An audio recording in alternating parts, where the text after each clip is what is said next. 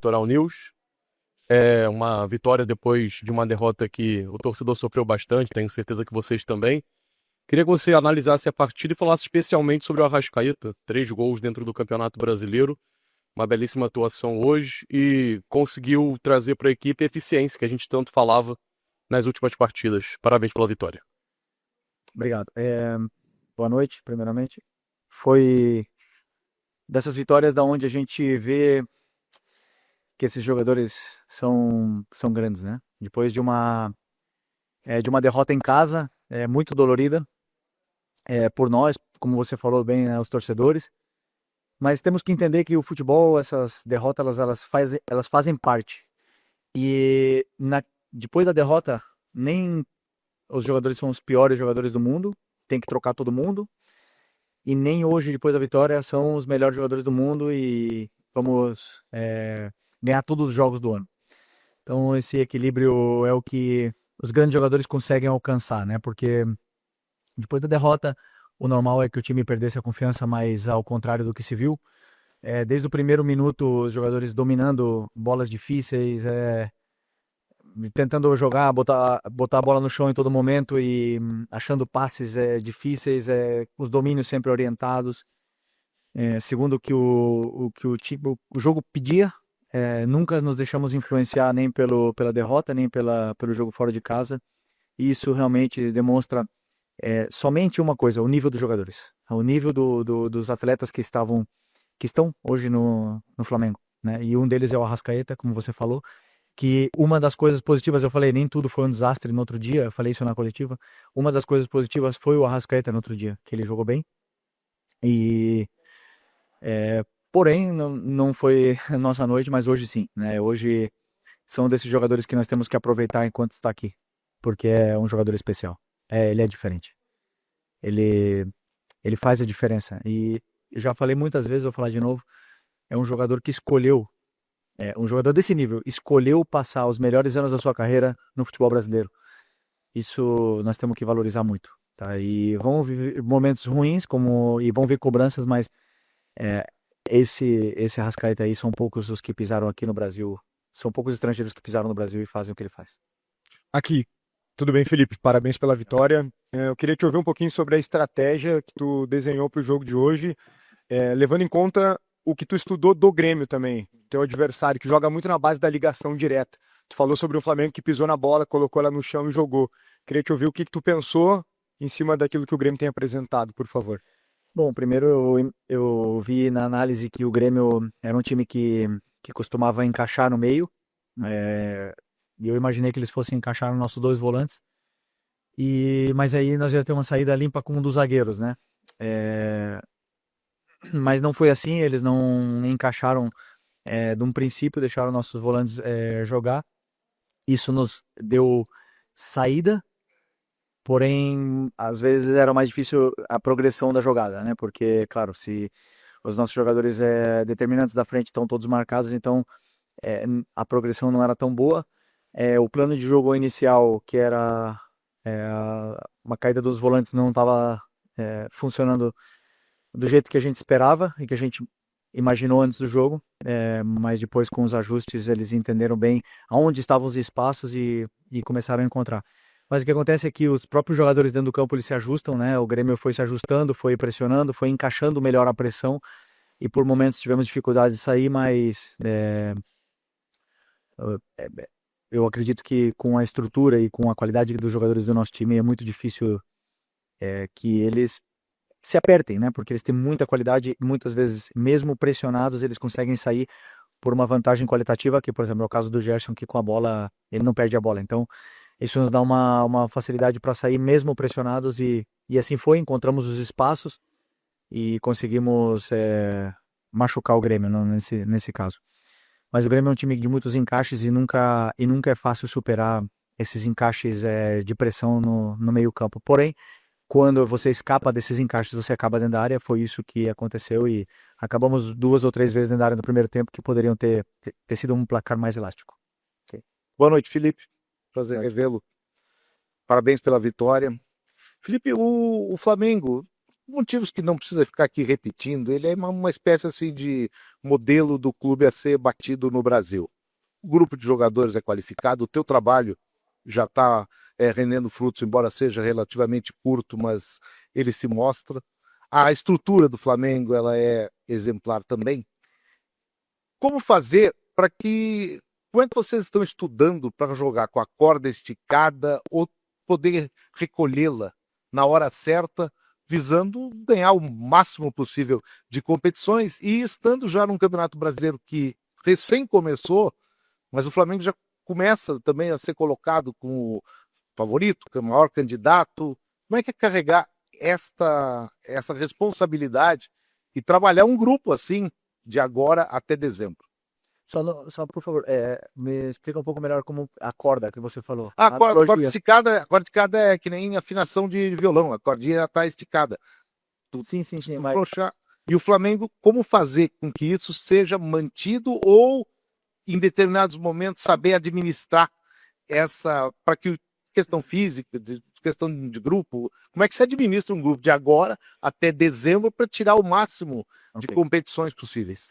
Ok, primeiro o clube nos últimos anos se reestruturou de uma forma que nos possibilita ter jogadores importantes para poder brigar pelas competições. Isso não significa ganhar as competições, significa poder disputar, né? Na parte de cima da tabela, com o elenco que tem, o Flamengo, você pode oferecer para os jogadores que queiram vir para o Flamengo a possibilidade de disputar os títulos, né? Depois ganhar ou não é uma coisa do jogo, do esporte, é difícil.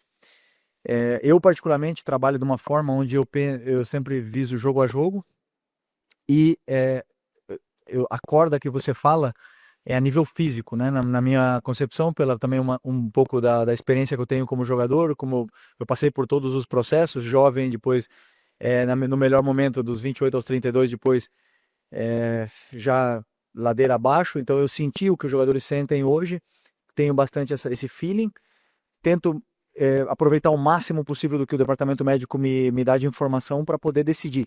E sempre colocar os jogadores que eu acredito que vão ser os melhores para que a equipe vença o jogo. Então eu sempre trabalho pensando em fazer o que é melhor para a equipe.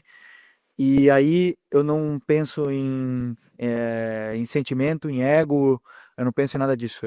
E daí eu durmo mais fácil, né? Porque como eu estou fazendo o que eu sei, o que eu sinto que é melhor para a equipe, eu vou errar. Não tenho dúvida que eu vou errar. Os jogadores também vão errar, mas meu coração dorme em paz e eles entendem bem isso. E acredito que daqui até o final do ano, a única mensagem que eu tenho para os meus jogadores é que eu vou precisar de todos eles. A gente já viu isso no Carioca, todos jogaram, já vimos isso no campeonato, são muitos jogos e isso é o elenco qualificado que hoje o Flamengo tem para poder disputar. Mais peças virão provavelmente na janela do meio do ano e isso é normal do futebol, essas trocas, né, nos elencos, mas eu acredito que sempre para qualificar ainda mais e potencializar a qualidade que esses jogadores têm. Ok, obrigado. Felipe, tudo bem? Aqui, boa noite. Gabriel Alfa, canal Papurados Rubro-Negro, Revista Placar.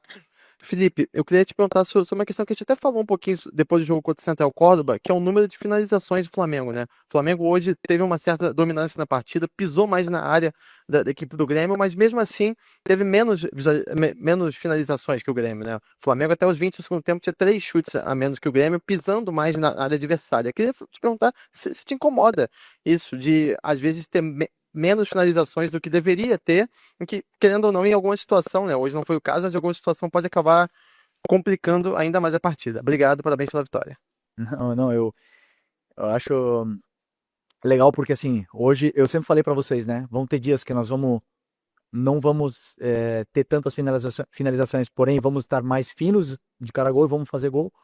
E vão ter outros dias que nós vamos chutar 30 vezes e a bola não vai entrar, como foi o último jogo do Central Córdoba, onde tivemos chances claras e não fizemos. Fizemos um de falta, né? Mas não fizemos gols. Isso é natural do que o adversário ele permite para você.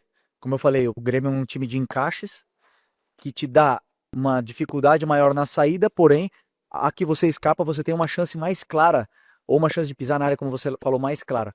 Depois, a finura do jogador ali, o momento de forma dele, isso cada um vai passar por momentos diferentes. E aí os números dizem, né? Um jogador como o Arrascaeta tem uns números incríveis e outros não tem tantos números como ele, como o Pedro. E isso é totalmente normal do futebol. Agora, numa vitória no campo, na Arena do Grêmio, contra um time super qualificado, um time muito bem treinado, como eu falei, com encaixes, com tudo mais, fora de casa, segunda seguida fora de casa no Brasileiro, nós temos que olhar o lado positivo. Nós não podemos só olhar porque o Flamengo finalizou menos, porque não sei o quê, porque a bola não entrou. Então eu sou o treinador positivo.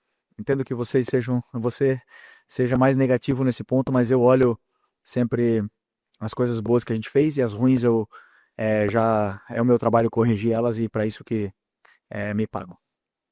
Felipe, boa noite primeiramente, né? Parabéns pela vitória. Eu gostaria que tu falasse, né, uma análise tua da partida do Bruno Henrique, né? Tu falasse sobre as possibilidades de ataque que o Flamengo teve. O Bruno Henrique, infelizmente, acabou falhando em 2, 3 oportunidades. E queria também que tu comentasse sobre a situação do Pedro. Tu já vê ele pronto e apto para o próximo jogo contra o Juventude no Maracanã?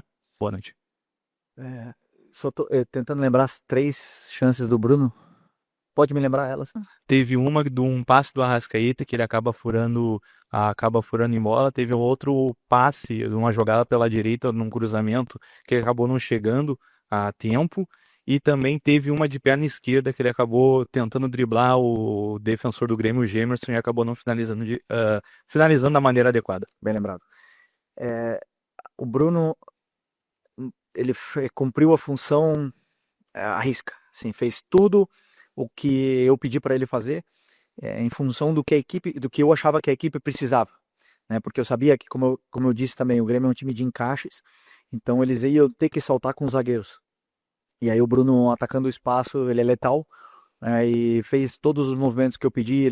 Ele nos deu muita profundidade. Ele e o Michael nos deram muita profundidade. O mesmo Gerson nos deu muita profundidade.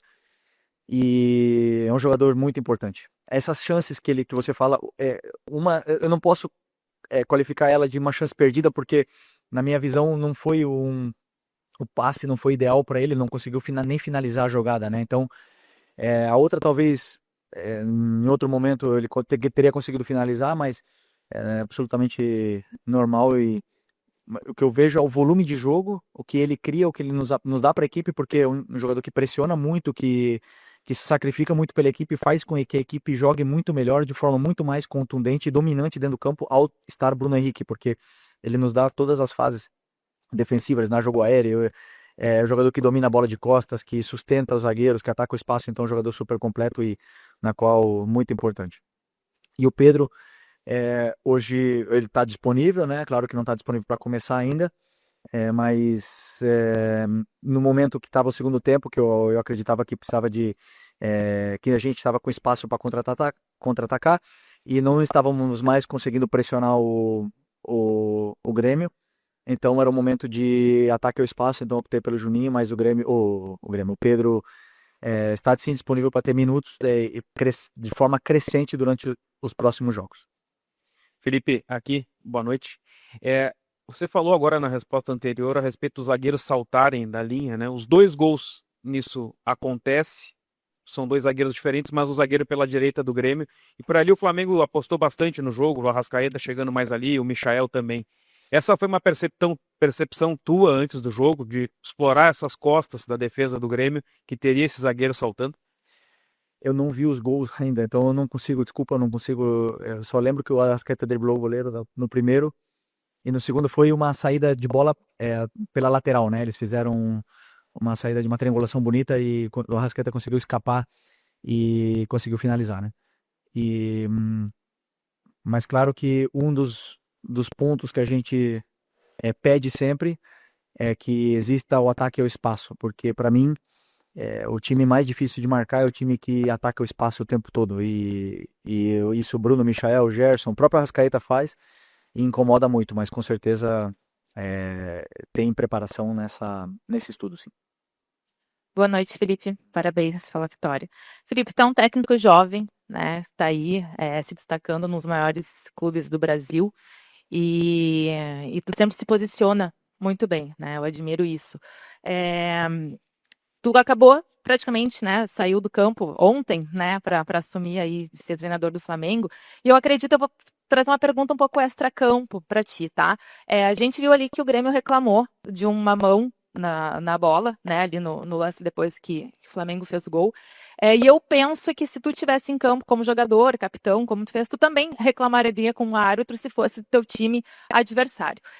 Acredito que o VAR, ele tem a função também de ajudar o árbitro dentro de campo. E infelizmente a gente não está vendo isso, não só no jogo do Grêmio hoje, mas Grêmio Palmeiras, semana passada, e Cruzeiro Internacional, e a gente viu que os árbitros também foram afastados desses jogos.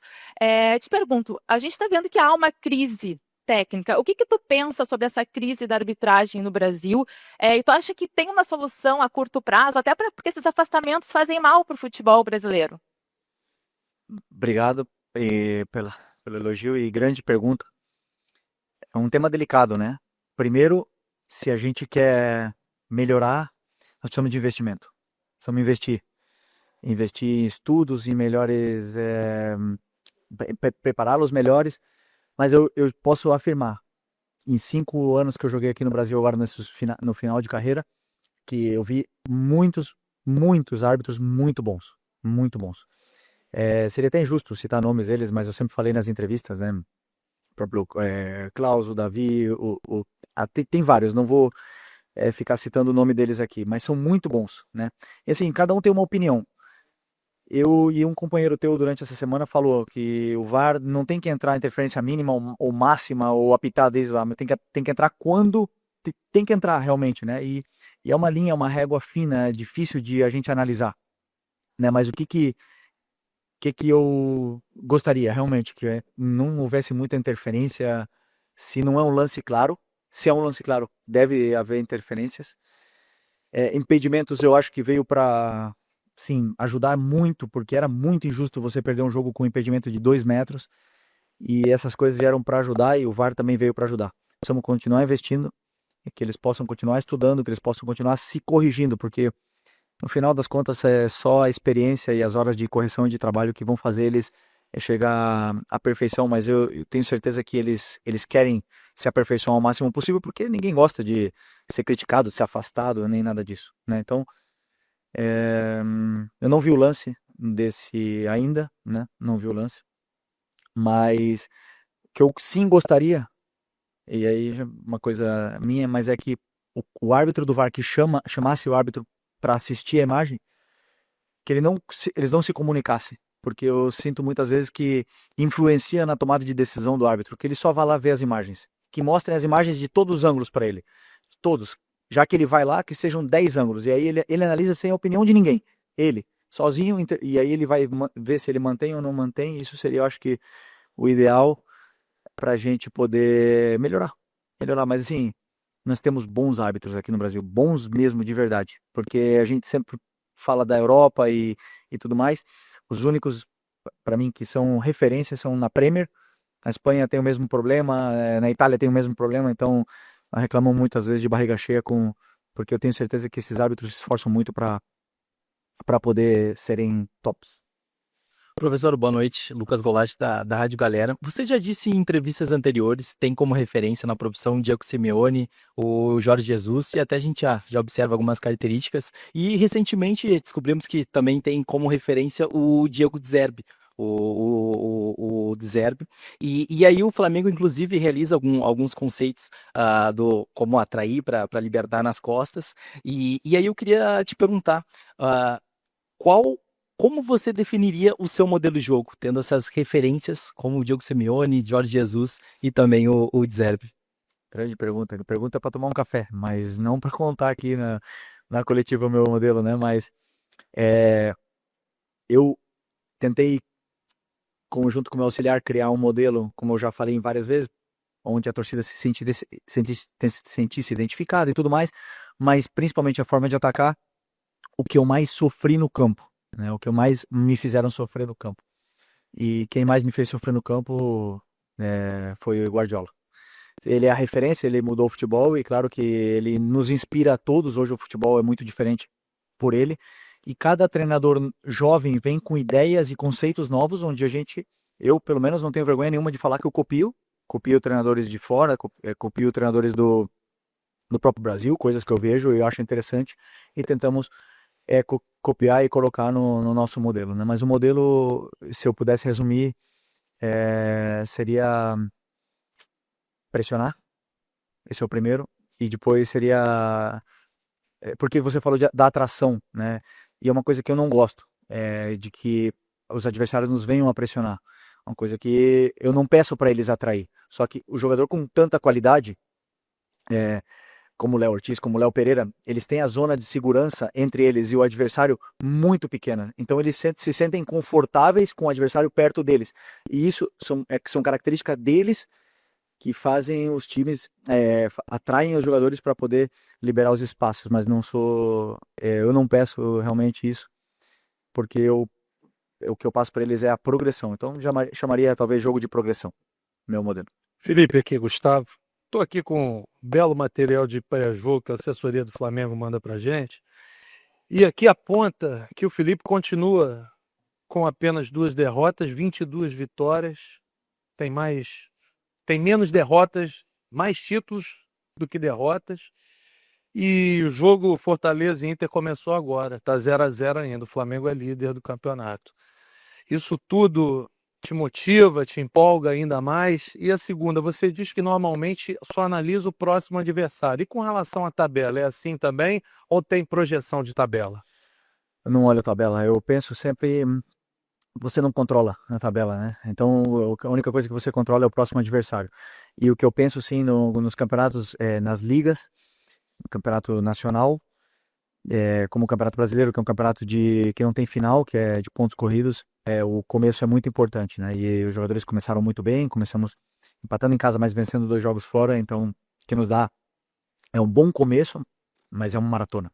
São muitas coisas pela frente, né? Então, assim, que você falou dos números, do que motiva e tudo. Não, que eu não me iludo, né? Eu não me iludo, eu não era o novo Guardiola antes da sequência de vitória, sei lá, de sequência invicta, e nem também sou o pior do mundo depois de uma derrota. Então essas coisas eu entendo, porque quando eu escolhi vir para o Flamengo, o dia que eu assinei o contrato, estava tendo protesto. Estava lá em Madrid e estava tendo protesto e os torcedores não deixando os jogadores sair no ônibus. Então eu sei para onde eu vim. Eu sei para o nível de exigência que tem o Flamengo. Eu nunca reclamei disso, porque isso, querendo ou não, me fez crescer, me fez ser melhor, me fez pensar, me fez refletir, e eu convivo bem com isso. Então eu também, quando a gente perde e tem um momento ruim, como foi o outro dia, eu navego nessas águas aí já com mais calma, porque já tenho muitas cicatrizes no futebol, já são muitos momentos bons, mas também muitos ruins, onde eu sei que isso vai acontecer. O que não posso nunca é perder como é que eu falo, a minha convicção do que eu acredito do futebol, do que eu acho que é melhor para a equipe, da forma que a equipe tem que fazer para ganhar. Não sempre vamos ganhar. Isso eu falo pro torcedor e falo pros jogadores, e eu não tenho medo de dizer que eu vou errar e vou ser criticado, não tem problema nenhum. E os jogadores também vão errar e também vão ser criticados. Mas que o torcedor entenda que a gente vai fazer de tudo para poder vencer e falar dentro do campo, que é o mais importante. Felipe, boa noite. Boa noite. Felipe, pelo que você falou aí, pelo que a gente já conhece do seu trabalho de jogador e agora de treinador, a gente pode afirmar que você é um dos poucos hoje no Flamengo que conhece tão bem o Flamengo por tudo que você passou. E pela sua experiência, após perder um jogo de estreia na Libertadores no Maracanã lotado, você sabe que é uma fagulha no palheiro para se criar uma crise. Queria saber como é que você geriu quinta, sexta e ontem para que o time não sentisse aquela derrota de quarta, na verdade, a pressão que começou a se fazer em torno desse jogo de hoje, chegasse hoje, fizesse uma partida com tranquilidade, abrindo o placar já no começo do jogo. Como é que você geriu tudo isso aí? O que você passou para os jogadores nesses últimos dias?